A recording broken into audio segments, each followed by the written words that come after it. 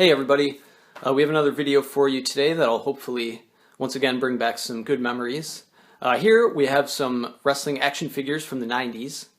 Most of these are from the Hasbro line, which I believe ran from 1990 to 1994. So these are all action figures from the early 90s, and they're all figures from the WWF, which is now of course the WWE. In the 90s, the two big competing wrestling companies were the WWF and WCW. I watched both, but I always preferred WWF, so that's where all my action figures are from. For whatever reason, I never had any WCW action figures, so that's what these will all be today, and hopefully they'll bring back some good memories. Okay, so the first wrestler that we've got here is Hulk Hogan, the Hulkster. Not really too much more of a classic wrestler from the late 80s and early 90s than him. I would say just about any kid that was into wrestling had a Hulk Hogan action figure. Now, what was interesting is that for a lot of the wrestlers, they made different versions. So, for example, the one I have here, this is Hulk Hogan. This version of Hulk Hogan does the press slam. But I want to say there were maybe 4 or so different versions of Hulk Hogan. Some of them would have slightly different attire or do a slightly different move. But this is the one that I have. What was great about these figures, I always loved these Hasbro figures. They were nice and small. For anyone who collects wrestling figures or who has collected them, the later versions of the figures, like the ones that they have today, and I have some later that I'll show, they're a lot bigger. And I mean, I guess actually from the standpoint of playing with action figures, they're better. They're a lot more bendable, a lot more flexible. These are hard. So technically, I guess from a playing standpoint, they're a lot easier to break. They don't really move as much. I mean, you can't do really anything with him other than this press slam. But for some reason, I just loved them. And as an adult, they're awesome because they're super easy to display. Unlike the turtle figures, which was the previous collection that I had shown, a lot of them were really difficult to put on display. These are super easy, which is great. But anyway, so he pretty much looks like he did in real life at the time. He's balding a little bit. He's got the Hulk Rules shirt. He's got the little holes in the back, red and yellow. If I'm getting close here, he's a little bit chipped. I played with these a lot when I was younger, so not all of them are probably in the best shape. But anyway, that was there's Hulk Hogan. Next, we'll move on from one of the best good guys of all time to one of the best bad guys of all time, the $1 Million Man, Ted DiBiase. He was somebody that I hated when I was a kid because he was just evil, but now that I've grown up, I've learned to appreciate how awesome he was at being this great character. So anyway, he comes with the tuxedo and the $1 Million belt. Now, unlike the turtle figures, the wrestlers didn't have nearly as many accessories. And the few that did have accessories, I've lost most of them, but I've managed to keep the $1 Million belt, which is pretty awesome. There was another version of him as well. I think the other version had, I remember him having a green tuxedo, I'm pretty sure. But yeah, so this has got a pretty accurate representation. He's got the beard, the tuxedo. He's in a little bit bad shape too. You can see his hands are all chipped. And I dropped the $1 Million belt. That's no good, but anyway, that's $1 Million Man. Okay, another great 80s and 90s wrestler, the Hitman Bret Hart. He was always one of my favorites. I think he was pretty much anybody's favorite back in the day. And he comes with the glasses, the silver sunglasses. This was pre him having the pink glasses. They're kind of chipped. You can see they're kind of starting to fade a little bit there, but everything else on him looks good. He's got his classic pink and black attire, his long hair. And there he is, Bret Hart. All right, we'll move on from there to one of Bret Hart's biggest rivals in the mid-90s, the Heartbreak Kid, Shawn Michaels. And this figure was, you can kind of tell by the way he looks, this was just shortly after he became the Heartbreak Kid, after he turned on Marty Jannetty and the Rockers broke up. And he had another version as well, I remember. It was like the same looking figure, but I think he had white pants, white and red, I'm pretty sure. But this was the version I have. Again, another pretty accurate representation. He's got the sunglasses, he's got the mullet, his classic early 90s Shawn Michaels. And he's also got the tattoo on the side there. And speaking of the Rockers, here they are, Shawn Michaels and Marty Jannetty. So these figures obviously came out earlier than the last one I had just shown. This was Shawn Michaels pre being the Heartbreak Kid. Rockers were always one of my favorite tag teams as a little kid. I think they were any kid's favorite tag team. They were pretty awesome. So these have interesting. Marty Jannetty does like a little jump move, I guess. And Shawn Michaels' neck just gets really long. I don't know, it's kind of odd. But they look cool. They have the rocker attire on. Shawn Michaels still rocking that mullet. And pretty awesome. And then we have the other half of the former Rockers. This is Marty Jannetty post-Rocker breakup. So he still kind of retained the rocker look a little bit. He's got the, can't really tell as much there, but he's got the colorful frayed pants on. And he kind of had pretty much had the same gimmick as he did when he was in the Rockers. So he always, obviously, for anybody who followed wrestling, Shawn Michaels turned out to be one of the greatest of all time, and Marty Jannetty just kind of got left in the dust when he became a singles wrestler. But I always loved Marty Jannetty. He was one of my favorites when I was a little kid. I don't know why. So here he is, and he looks pretty happy. Sticking with the earlier 90s, we've got Jake the Snake Roberts, rocking that awesome mustache. Probably one of the best wrestling characters of all time. So I managed to keep one of his accessories too. Oops. As I knock him over.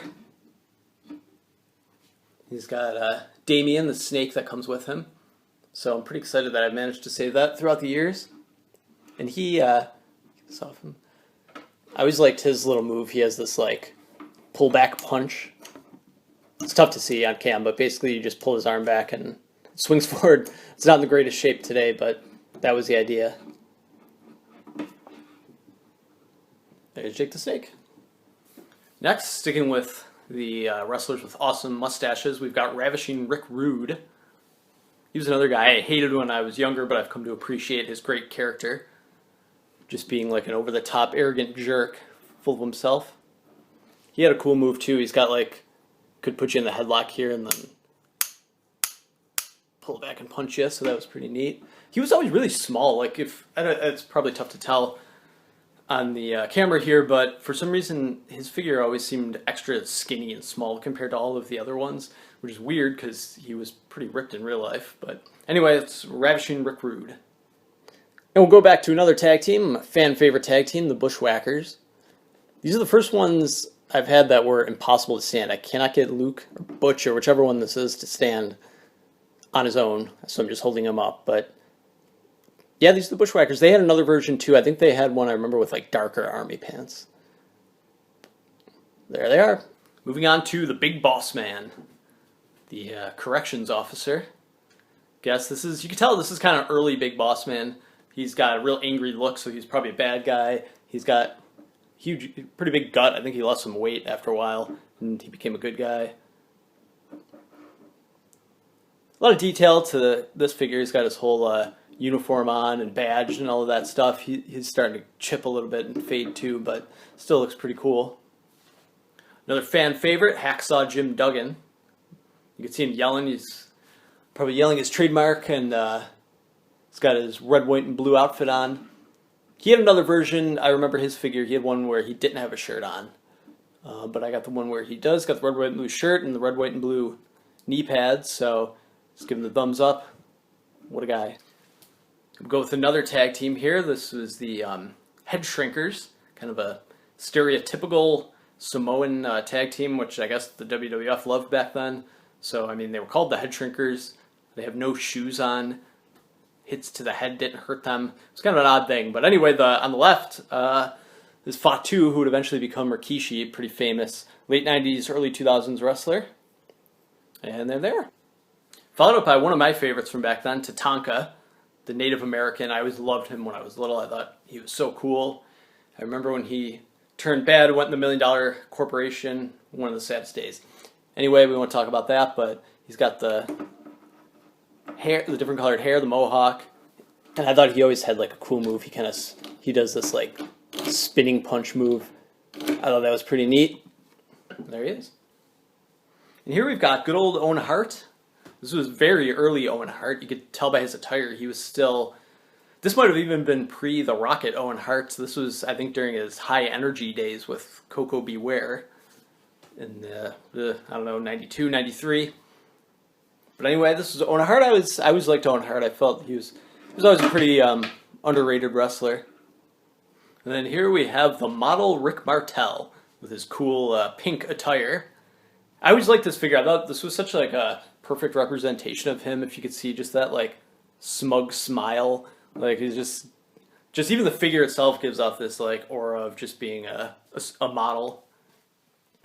And then we have the Giant Gonzalez, billed I believe as being over 8 foot tall back in the day. I always was pretty scared of him when I was a little kid, and I don't know, the figure itself was pretty scary looking, but there he is, Giant Gonzalez. Then we have the narcissist Lex Luger. This was early WWF Lex Luger when he was still a bad guy before he turned into the red, white, and blue patriotic Lex Luger that he would later become. And he's got the same Hulk Hogan press slam as his move.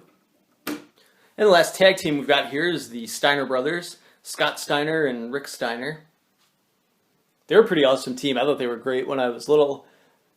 They weren't really in WWF for very long. At the time, they made their mark more in WCW, but they were really cool. And Scott Steiner, of course, became a pretty big singles wrestler later in his career, and also looked a lot different than he does here eventually. And the final wrestler I have to show today from the Hasbro line is Razor Ramon, who would of course later become Scott Hall in WCW, but at this time he was Razor Ramon and he was awesome. Probably one of the coolest characters of all time. He came with gold. For anybody who remembers, he used to wear gold around his neck. He actually came with that. I think I've lost it throughout the years though. And but he's got the cool Razor Ramon on the back of his jacket. He's starting to get a little bit chipped, but overall, mostly in good shape. So then I've got 3 figures from another toy line. I can't remember exactly what the line was, but here we've got Shawn Michaels. So this was more mid-90s Shawn Michaels. I think it was after he had turned good. These were a little bit different. You can see that they were still small, but they were more bendable. I didn't mind these. You could do a little bit more with them as far as like making them do moves and stuff. But they're just tough to stand up. And then after that, we've got the red, white, and blue Lex Luger. So this was post-narcissist Lex Luger. So kind of the same idea. It's bendable, but he looks really happy. And then we have Diesel, who would later become Kevin Nash in WCW, but at the time he was Diesel. This was probably when he was WWF champ in the mid-90s. And he looks really happy too. This line of figures, I guess, were just really excited people. So then this was the next line that came out. These figures are kind of look a little bit more the way the figures today do. Not quite. I actually like the figures that they come out with today a lot better. These ones I never cared for. These were more of the mid-90s, and they were a lot bigger. As you could see, they were just, I don't know, they didn't seem to hold up as well. Like, if you could tell here, this is just got really loose. It's impossible to like stand them up. I don't know, I never cared for these as much. But anyway, this is Shawn Michaels, yet another iteration of Shawn Michaels. And then we have Vader with his Vader Time shirt. Yeah, you could see really with all of these, like his legs are very loose. These just didn't seem to hold up as well for whatever reason. Then we have the Ultimate Warrior. This was when he made his comeback to the WWF in around '96. I thought this was a cool figure because it's got the little fringe coming off of his shoulder pads there. And I always thought it looked neat, but again, just doesn't really hold up. And then we have Mankind, aka Mick Foley. You can see him with his little mandible claw and his creepy mask. And he's got a little lever on his back that makes his arms go. So that was kind of neat, but he always creeped me out when I was a kid. Then we've got very early Rock. This was when this was pre him being the Rock, and he was Rocky Maivia here. He's got the big hair and the happy face. He was just a blue chipper kid that was happy to be there. So it's pretty cool. And we have probably my all-time favorite wrestler and maybe the greatest of all time, Stone Cold Steve Austin. This was really early Stone Cold here too. I think this figure was from right around the time when he became the Stone Cold character. But he's in probably the best shape of all of those. His legs don't seem to be too crazy. Then we got a couple of broken figures, sadly. We have The Undertaker from that same line. Somehow or another, his arm became broken over the years. It's a tragedy, but he looks pretty cool other than that. And And then back to the Hasbro line, we've got Smash, one half of Demolition. I never had Axe or Crush for some reason, so I guess he would be a third of full Demolition. But anyway, yeah, his leg got broken somehow over the years, but he still looks pretty cool. All right, and that'll finish it up. So hope you enjoyed a look back at some of the classic wrestling action figures from the early 90s, and I hope that it helped to bring back some good memories.